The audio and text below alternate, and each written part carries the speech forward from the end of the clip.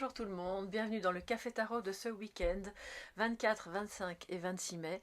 J'espère que vous allez bien, que vous avez passé un bon moment pendant cette pleine lune, que vous en avez profité, donc la pleine lune du 23, hein, vous en avez profité pour faire ce petit travail de purification, que le Café Tarot d'hier n'était pas trop difficile à encaisser, parce que c'est vrai que les énergies, entre guillemets, de la pleine lune, alors c'est pas le café tarot qui était compliqué, c'était surtout le tirage de la pleine lune, mais en même temps qui donnait des pistes et on voyait que ça allait vraiment vous redonner de la force et de l'espoir, donc je pense que logiquement ça devrait être bon, mais c'est vrai que là c'était un peu une énergie de guerrier qu'on vous demandait de développer. Alors les amis, pour ce week-end j'ai eu envie de ressortir Histoire de sorcière, le tarot. Alors l'oracle que vous connaissez tous, hein, bien sûr, d'Alias Kay, et que ça fait hyper longtemps que je ne l'ai plus utilisé, en tout cas pas, je veux dire, en vidéo, et donc je me suis dit, bah, c'est le moment, voilà, je sais pas, il m'a appelé, donc il y aura sûrement un message important aussi avec cet oracle-là, et puis le Yoli Lune qu'on a déjà utilisé dans la guidance de pleine lune, que je vous invite quand même à aller voir, parce que même si c'était pour la pleine lune du 23, j'ai quand même ressenti qu'il y avait des messages par rapport à des choses qui étaient étalées sur le plus long terme. Donc voilà, si jamais le cœur vous en dit, vous pouvez aller voir la vidéo, je la mettrai à la fin de celle-ci afin que vous puissiez cliquer dessus facilement. Alors c'est parti, on commence tirage en 9 cartes, hein, comme chaque week-end.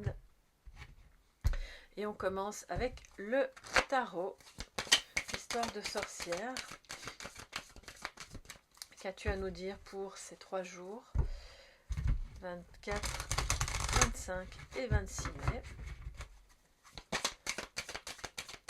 4, 25 et 26 mai. Ouh là là là là. Alors là, qu'est-ce qu'on a? Je l'ai vu, donc la reine d'épée. Il y a peut-être, je vais la remettre dedans, hein, il y a peut-être des, comment dire, des décisions à prendre. Au dos ici, nous avons le roi de coupe. Oui, des décisions à prendre concernant ce roi de coupe, ou c'est lui, hein, cet amoureux, ça peut être aussi un papa, en tout cas un homme voilà, assez stable émotionnellement. Alors vous allez me dire, je vois pas le rapport. On peut être un amoureux ou un père et être instable.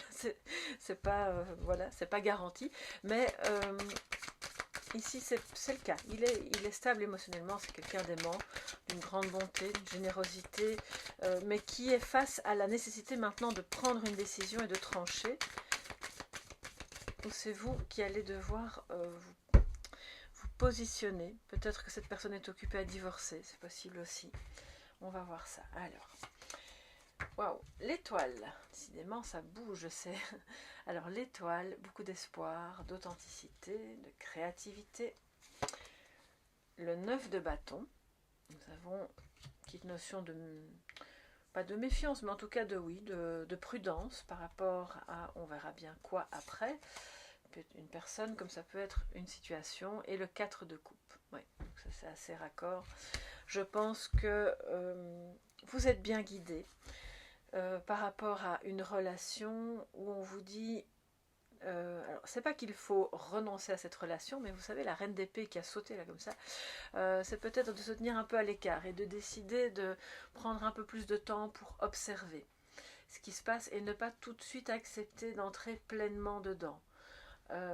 Même si la relation, elle, est porteuse d'espoir, même si la situation est compliquée, mais qu'il y a quand même de l'espoir aussi, on vous invite vraiment à la prudence.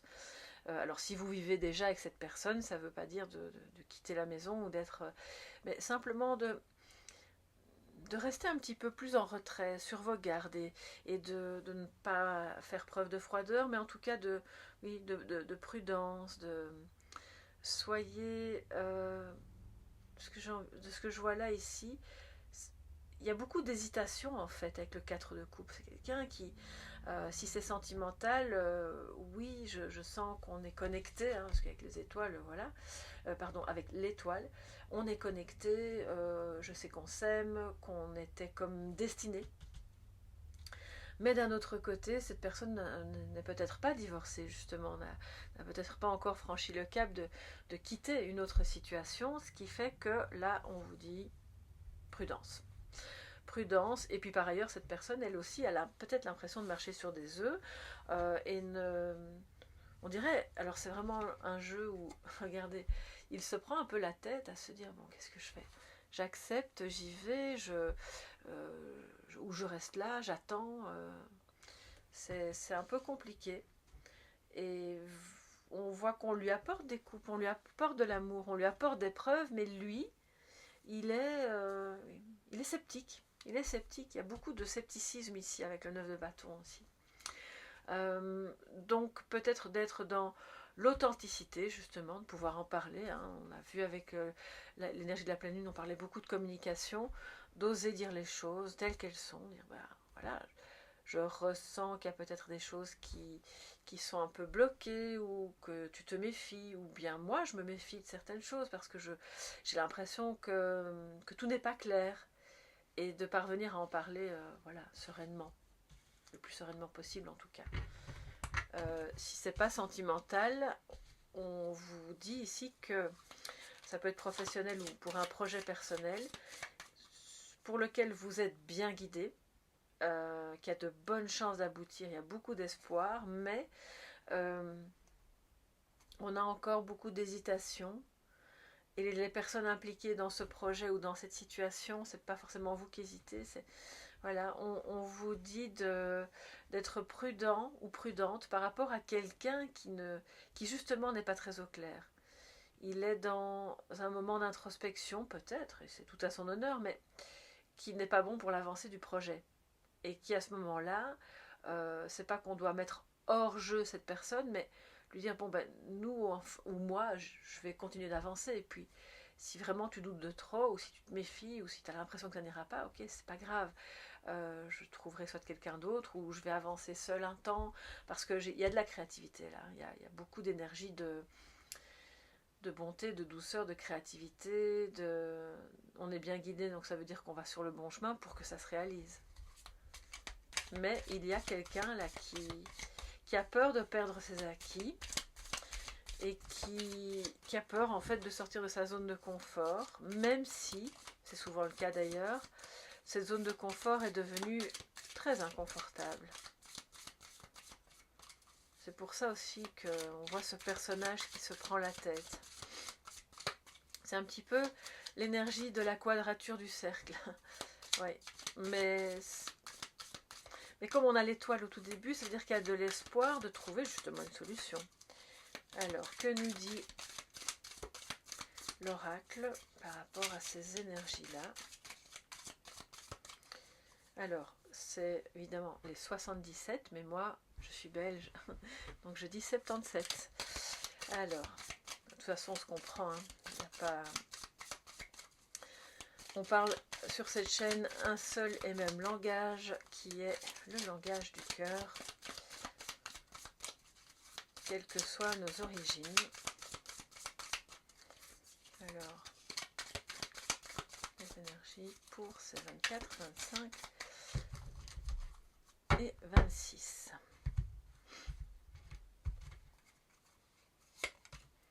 Alors, je vais les mettre les unes à côté des autres, et puis je vous en parle. Oui, on parle de parler, il y a de la communication, puis on a la coupe. Là, c'est une énergie ici d'amplification.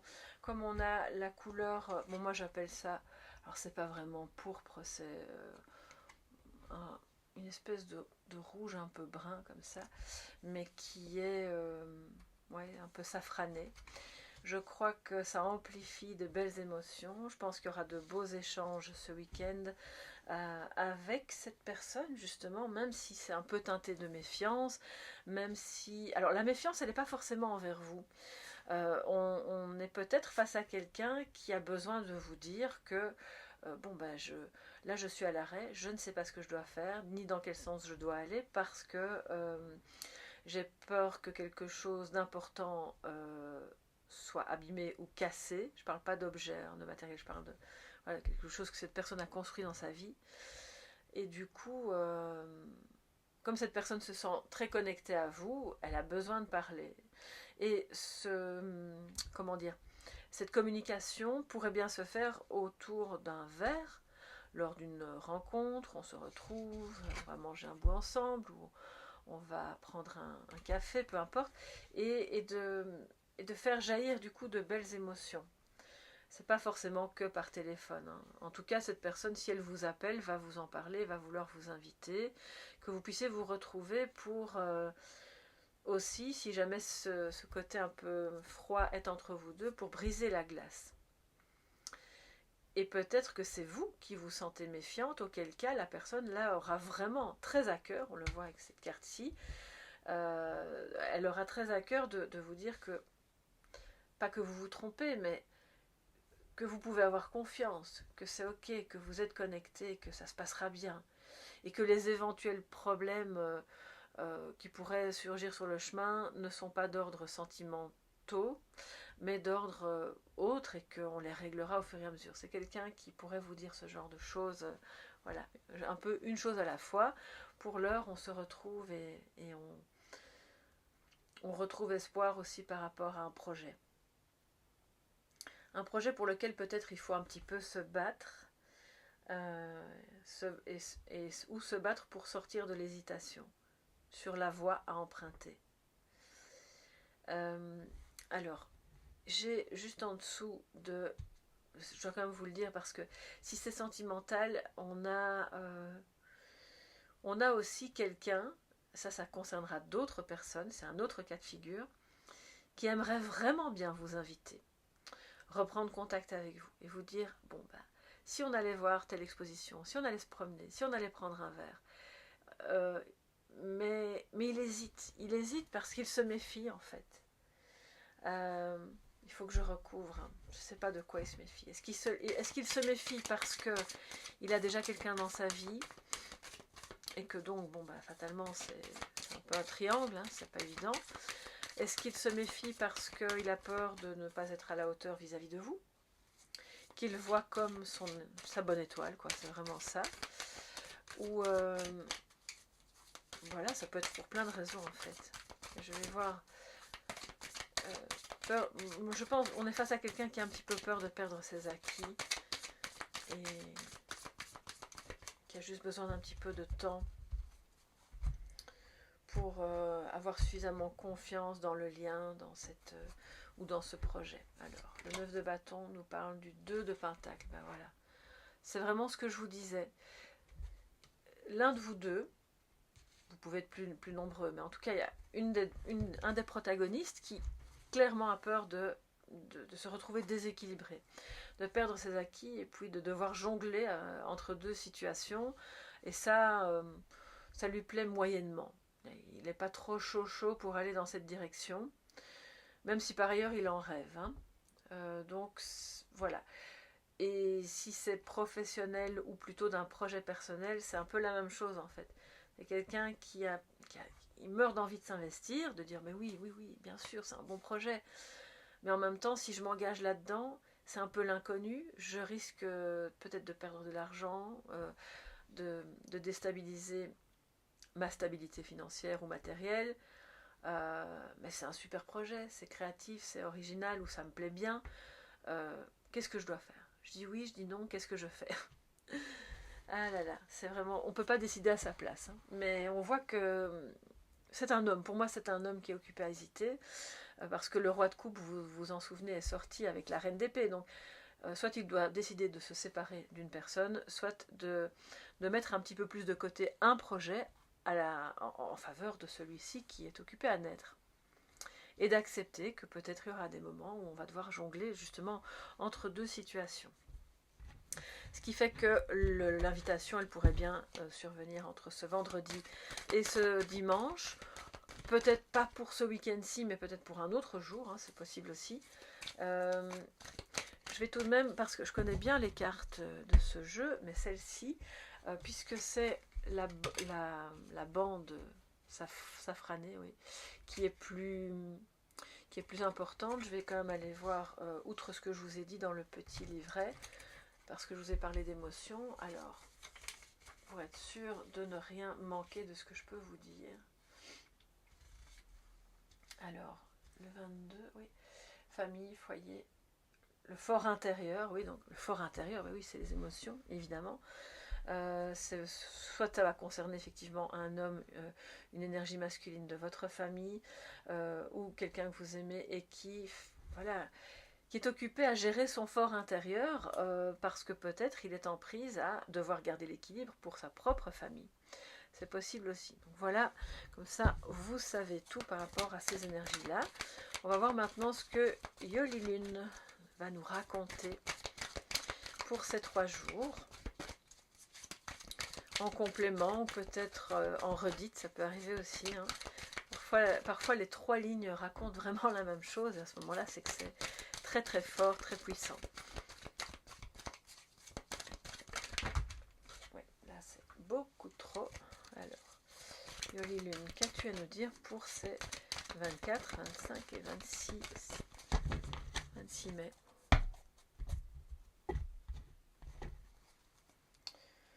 Alors, on va faire comme ça, voilà. Nous avons la force, qui est déjà venue, je pense, dans le tirage. Cette carte est tellement... Elle est super belle, je trouve. Je m'en souviens. Elle est sortie dans la guidance de pleine lune. Donc là, on continue avec ces énergies-là. La force par rapport à un cœur brisé, par rapport à peut-être une peur ancienne, hein, une peur, pardon, par rapport à une situation ancienne où on a eu le cœur brisé. Avoir le courage, à cesser d'hésiter, hein, c'est ça. Peur soit de faire du mal à quelqu'un, soit d'être soi-même mis de côté, laissé pour compte. Avoir le courage de dépasser cette blessure. Et puis, le secret. Donc là, ça va clairement parler des triangles, hein, dont on parlait plus tôt, d'une relation qui n'est pas... qui est cachée, hein, cette personne-là est en pleine hésitation parce qu'elle a très peur de faire du mal à l'autre personne. Je vous dis tout ce qui me vient. Elle a peur de se retrouver elle-même le cœur brisé parce que en fait elle ne sait pas trop bien la suite que tout ça va prendre, et elle préfère pour l'instant, je dis elle mais c'est il, elle, peu importe, hein, cette personne-là préfère garder le secret. Pour d'autres, on a quelqu'un qui, avec la force, ces 3 cartes là dans cet ordre là, qui a la force, mais même si c'est pas l'idéal, le mieux c'est de communiquer, mais qui a la force de garder secrète au fond de lui une blessure. Et enfin, il ou elle voit ça comme une force. Après, ça peut évidemment provoquer d'autres problèmes, donc c'est pas l'idéal. Le mieux c'est parfois d'en parler, de dire bon ben j'ai vécu une relation précédente dans laquelle vraiment c'était pas facile, j'ai été malmenée, j'en suis sortie un peu cassée, traumatisée, donc là je t'aime beaucoup, mais et je sens qu'avec toi il y a un espoir qui renaît, mais j'ai peur, voilà, de souffrir à nouveau, par exemple. Et puis pour d'autres, si c'est pas sentimental, c'est clairement l'idée de dépasser en fait une peur qu'un projet de cœur justement ne fonctionne pas. Et on vous dit de ne pas trop... Alors là, c'est l'inverse, justement de ne pas trop communiquer sur ce projet ou sur cette peur que ce projet rate. Ça ne veut pas dire que vous deviez rester tout seul ou toute seule avec vos craintes, vos peurs, vos souffrances, mais parce que sinon vous jetez le sombre sur quelque chose qui est en essence et qui est au contraire en bonne voie, qui est bien guidé. Donc ne restez pas spécialement seul avec vos craintes et vos doutes, mais n'en parlez pas trop non plus autour de vous. C'est vraiment de trouver la personne à laquelle vous allez pouvoir dire les choses. Mais moi je ne vois pas ça d'un très bon oeil. Pour moi, le force cœur brisé secret, c'est attention aux relations cachées, aux choses cachées, quelles qu'elles soient, qui ont vraiment un fort potentiel de vous faire du mal. Hein. Alors vous allez me dire, mais comment je peux savoir? Parce que parfois on ne le sait pas. Parfois on sait que l'autre a quelqu'un, puis parfois pas. Il y aura probablement des communications au cours desquelles vous pouvez, alors non pas harceler pour savoir, mais en tout cas je pense que vous le sentez au fond de vous aussi, quand quelque chose n'est pas clair, que on invente des histoires, on se cache derrière des prétextes, vous le savez, vous le sentez. Écoutez votre intuition, vous êtes bien guidé.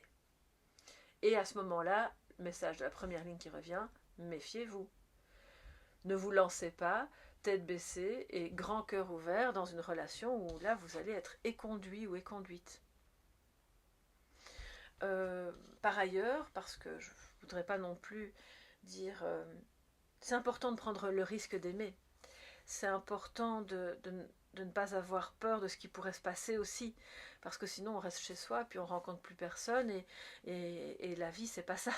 La vie, c'est aimer et puis souffrir aussi par moments. Donc là, ce qu'on doit juste refuser, c'est le secret. Et que si cette personne a besoin de vous voir et vous dit oui, écoute, on va se voir, mais c'est en secret, bon, ok, on peut peut-être en discuter, on va voir comment on peut arranger ça, mais ne pas aller de plein pied dans ce genre de relation où vous serez toujours perdant. C'est inévitable. C'est inévitable, vous serez, si cette personne-là n'a pas l'énergie de la reine d'épée qu'on a vue au début pour couper et être de plein pied dans une relation et pas dans deux, vous allez toujours être la 5e roue du carrosse. Ça, je sais que je dis des choses que vous n'avez pas envie d'entendre et que ça ne me fait pas non plus plaisir de devoir le dire, mais c'est souvent comme ça.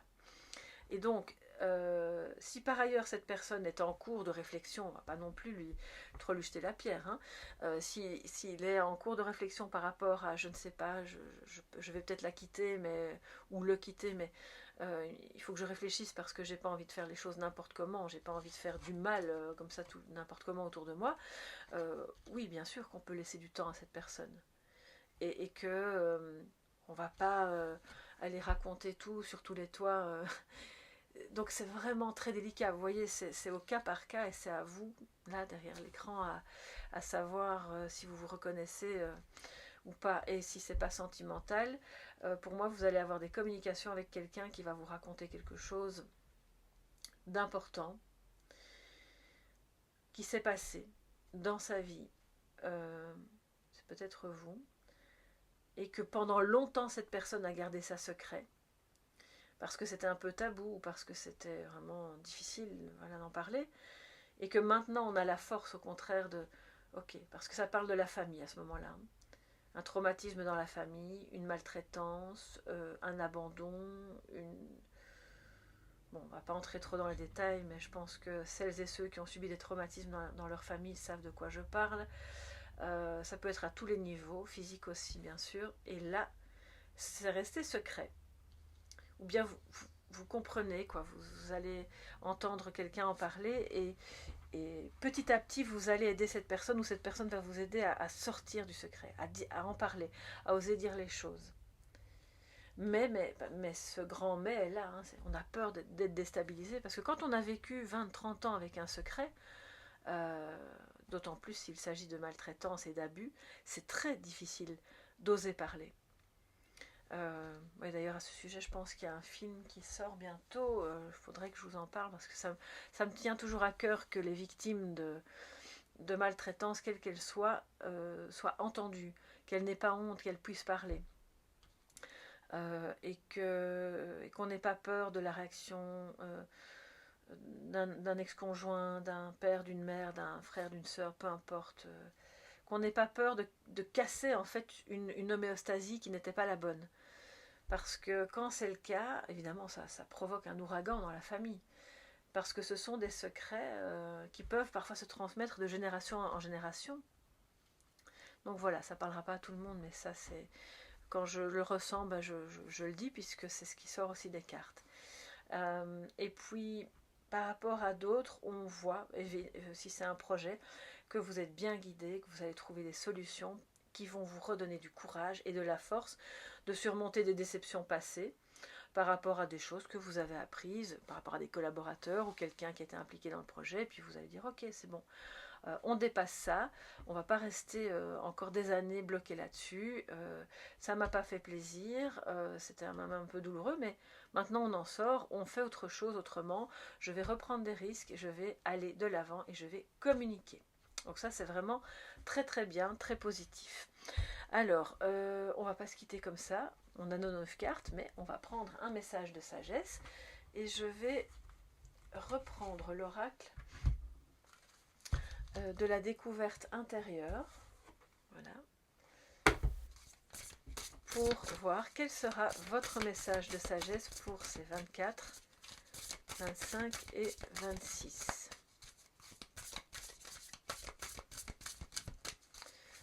24, 25 et 26 mai. Pour toute la communauté, mais vous qui passez par là aussi, n'hésitez pas à vous abonner d'ailleurs. Ça fait toujours plaisir. Alors, nous avons la générosité. Elle est arrivée dans ce sens-là. Elle aurait pu arriver dans l'autre sens, qui est l'égoïsme.